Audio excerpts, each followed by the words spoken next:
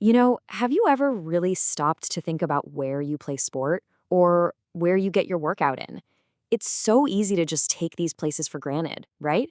But behind every single football pitch, every swimming pool, every gym, there's a whole system making it happen.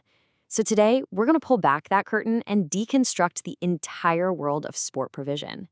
No, really, just for a second, think about it. Is it that local council leisure centre, a super high-end private health club, or maybe it's that local football club that's run by volunteers who are just so dedicated?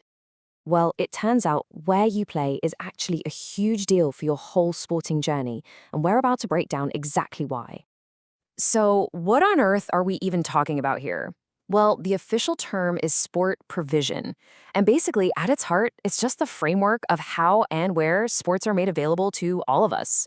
You can think of it like a giant ecosystem. Everything from a park that's totally free to use, all the way to some super exclusive members only club. Okay, so here's the game plan. We'll kick off by nailing down that definition. Then we'll dive into the three main types: public, private, and voluntary. And stick around because the best part is at the end, where we'll look at how to use all this stuff to answer a real exam question and get those top marks. Let's jump in. All right, first on the list, public provision. Now, if you remember one thing about this category, it's this. The goal is not to make a profit.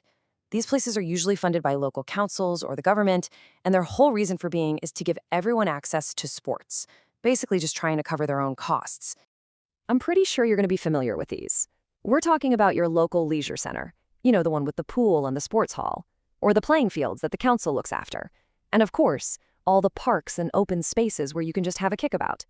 These places, they are the absolute backbone of sports access for most of us. Okay, so what's really interesting here is the trade-off. On the one hand, the good stuff is obvious. These places are pretty much everywhere, they're affordable, and they've often got discounts to help people out.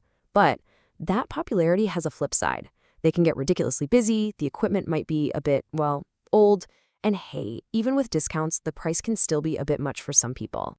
So if public provision is all about access for everyone, this next one completely flips that idea on its head. Welcome to the world of private provision. This is a whole different ballgame. These are straight-up businesses, and their number one goal is to make a profit. Think sleek, modern, and very business-focused. And yeah, this picture just says it all, doesn't it? It just screams quality. You've got rows of brand new, top-of-the-range machines. This is the premium experience that the private sector is selling you. They pour money into having the absolute best gear to get those paying customers through the door. So we're talking about the big gym chains, like Virgin Active or Pure Gym, or maybe those exclusive golf and tennis clubs. Even personal trainers fall into this bracket. Basically, if you're paying a premium price for a service, you can bet it's private provision. When you look at the pros and cons, it's almost a perfect mirror image of the public sector. The advantages are awesome, right? Amazing, up-to-date equipment, great service, that exclusive feel. But the downsides? They're pretty big. It's really expensive, you're not getting any discounts, and you often have to lock yourself into a long-term contract. It's all high quality, for sure, but it's definitely not for everyone. And that brings us to our third and final category. This one is powered by something totally different. It runs on pure passion. We're talking about voluntary provision. This is all about people giving up their time and their energy for free, just because they love the sport and they love their community. Just look at this image. It really does say it all, doesn't it? This is the absolute heart of grassroots sport. Think about that local kids' football team or the netball club down the road. It's run by volunteer coaches, organized by volunteer parents, and it only exists to serve the community. It really is all for the love of the game. These clubs are the lifeblood of so many communities. Your local amateur football, rugby, or netball club. They all fall under this banner.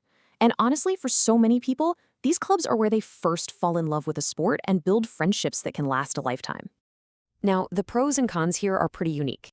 On one side, it's super affordable and all about the community. But its biggest strength is also its greatest weakness. It runs entirely on volunteers, and if those key people leave, the club could literally disappear overnight. Plus, the equipment might be a bit dated, and you might not find a club for every single sport in your town. Okay, so you've got the three types down. Now, let's make this super practical. How do you take all this knowledge and use it to absolutely smash that exam question? Here we go. This is a classic question you might see. It's asking for one advantage for private and one for public. But listen closely, it's specifically for a performer. And that word performer is the absolute key. So here's the secret to getting full marks. It is not enough to just say, private gyms have good equipment. Nope. You have to connect that advantage directly to how it benefits the athlete. Think of it like a two-step move. First, you state the feature, then you explain the impact on the performer. And check this out. This table shows you exactly how the markers think. For private provision, you get 1 mark for saying it has high-tech equipment. That's step 1.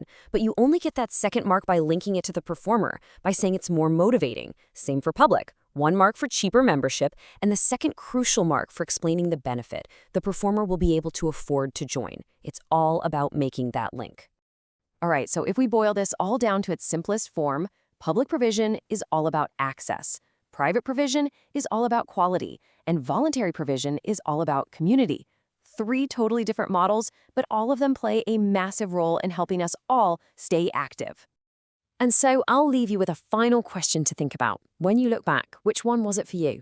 Was it the council swimming pool, that local rugby club, or a fancy private gym that really made the biggest difference in your life? It's interesting because the answer tells you a lot about your own sporting story. Thanks so much for joining me for this explainer.